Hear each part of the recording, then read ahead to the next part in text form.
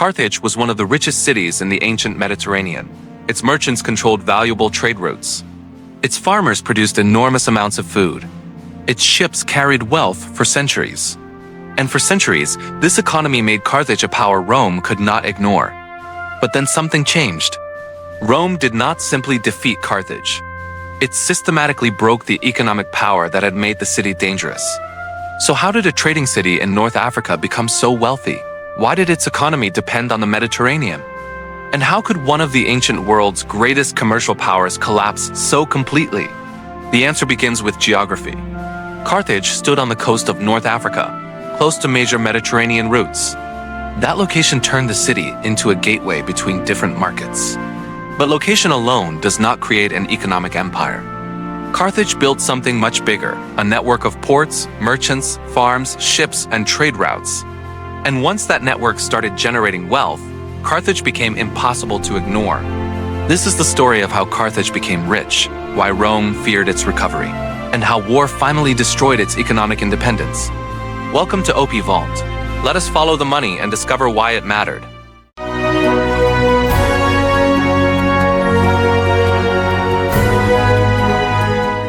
Carthage was founded by Phoenician settlers, traditionally dated to the 9th century BCE.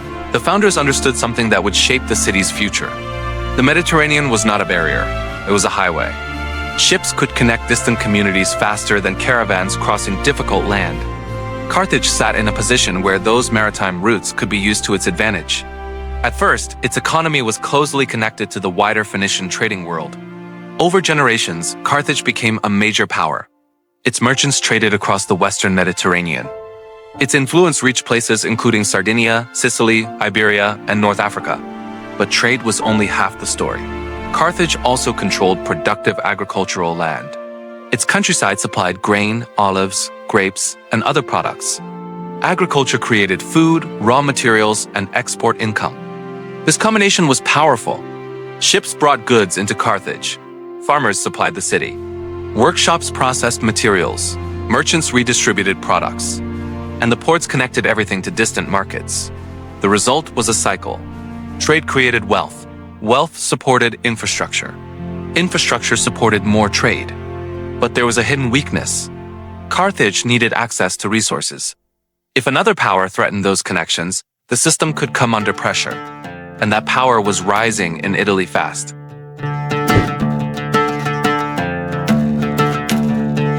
Carthage's wealth did not come from one magical product. It came from controlling connections. Its merchants moved agricultural goods, metals, textiles, pottery, and luxury products around the Mediterranean. Iberia was especially important because its mines provided valuable metals. But the real economic weapon was the sea. Carthage developed major harbor facilities. Its commercial harbor handled trade. Its military harbor supported naval power. That created a crucial feedback loop. Trade produced revenue. Revenue supported ships. Ships protected commercial interests. Protected routes encouraged more trade. And Carthage had another advantage: agriculture. The land around the city was highly productive. Carthaginian agricultural knowledge became famous in the ancient world. Farm production could support a large population and generate valuable surpluses. Now think about what that meant. Carthage did not depend on one source of wealth. It had farms, it had ports, it had ships, it had merchants, it had access to foreign resources. That made its economy resilient. But resilience created competition. Rome was expanding across Italy.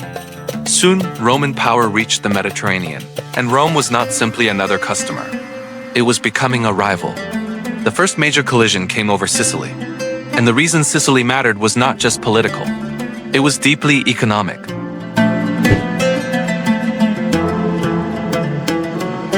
Sicily was strategically important because of its location and agricultural wealth.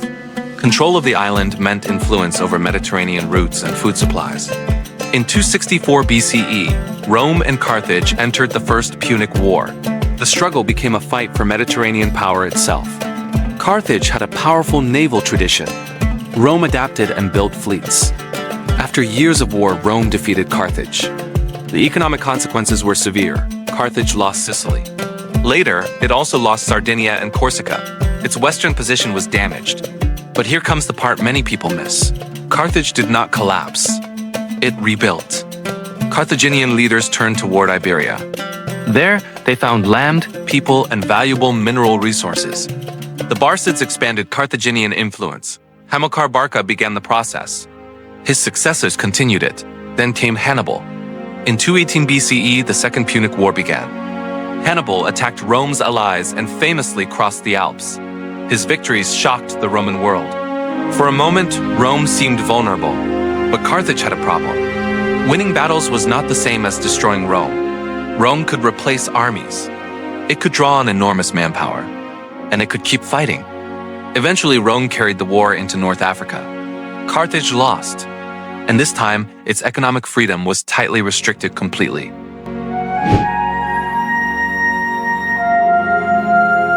After the Second Punic War, Carthage was no longer a superpower. Rome imposed harsh conditions. Carthage lost overseas territories. Its ability to wage war was limited. Yet the strange thing was this: Carthage became prosperous again. Its lands remained productive. Its markets remained active. Its merchants continued trading.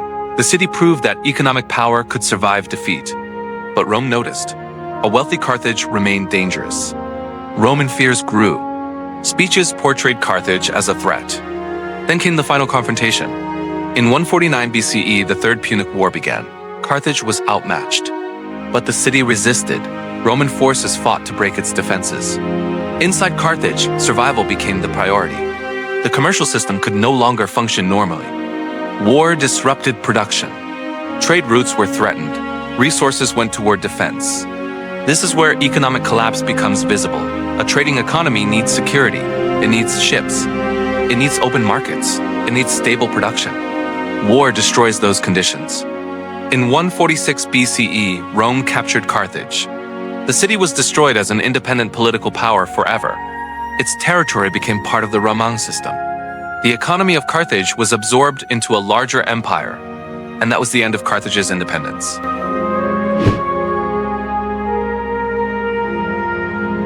Carthage became powerful because it built an economic system. Its location connected markets. Its ports moved goods. Its farms created surpluses. Its merchants built networks. For centuries, it worked. Then competition changed everything. Rome became stronger. Carthage lost territories. Its market access was reduced. After the war, its independence was weakened. Yet Carthage recovered economically. That recovery alarmed Rome. A city that could rebuild wealth could rebuild power. Rome removed that possibility. In 146 BCE, Carthage fell. Its independence ended. Its commerce was absorbed. One of antiquity's greatest economic powers disappeared. But the story continued. Rome later benefited from North Africa's productive lands.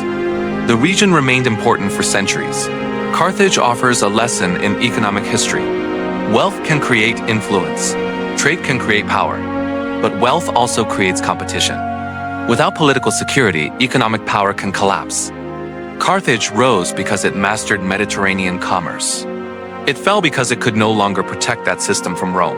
Its greatest strength was the network connecting ships, farms, ports, merchants, and markets. That network turned geography into real wealth, but wealth alone could not save the city. If you want more stories about the economies behind history, subscribe to Opi Vault, because behind every empire, there is an economy.